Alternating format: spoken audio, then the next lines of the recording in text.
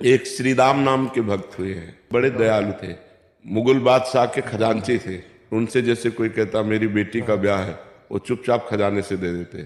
और ये राजकीय अपराध है। काजियों ने जब ये पता पाया तो बादशाह से शिकायत की। बादशाह उनको सामने बुलाए और कहा तुमने अपराध किया है? बोले हाँ, अगर प्रजा से ही कर लिया जाता है और अगर उन्हीं को जरूरत पड़ गई तो उनको देने में अगर अपराध मानते हैं तो मैंने अपराध ही किया है। तो काजियों से पूछा इनको क्या सजा मिलनी चाहिए? तो उनका फांसी की सजा मिलनी चाहिए। मुस्कुरा दिए। तो उन्होंने कहा कि तुम्हें फांसी मिलने जा रही, तुम मुस्कुरा क्यों रहे हो?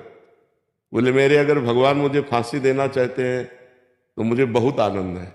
मृत्यु तो होनी थी लेकिन परोपकार में मृत्यु हो रही। उनका तुम्हारी अंतिम इच्छा क्या है? तो विट्ठल भगवान महाराष्ट्र में जो है ना, वो उनके इष्ट थे। उनका एक बार दर्शन करा दीजिए विट्ठल भगवान के। तो सामने गए और कहा आप राजी हो? अगर आप राजी हो तो हम राजी हैं। इधर ये विट्ठल भगवान के दर्शन करने गए, उधर विट्ठल भगवान पहुंच गए। 14 वर्ष की अवस्था, नव किशोर स्वरूप और एक पीतांबर की झोली में रत्नों का ढेर।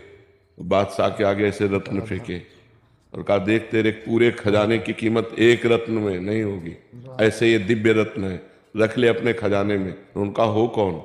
उनका मैं नौकर हूं श्रीदाम का। बोले तुम्हारा नाम क्या? बोले बिट्ठू। विट्ठल भगवान थे। बोले बिट्ठू नाम। और बोले तुरंत हुक्म कर कि मेरे मालिक को फांसी से मुक्त किया जाए। तुरंत घोड़े दौड़ाए और वो उधर आदेश देने लगे, इधर भगवान अंतर्ध्यान हो।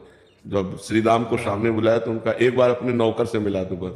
तो उनका हम तो आपके नौकर हैं, हमारा कौन नौकर है?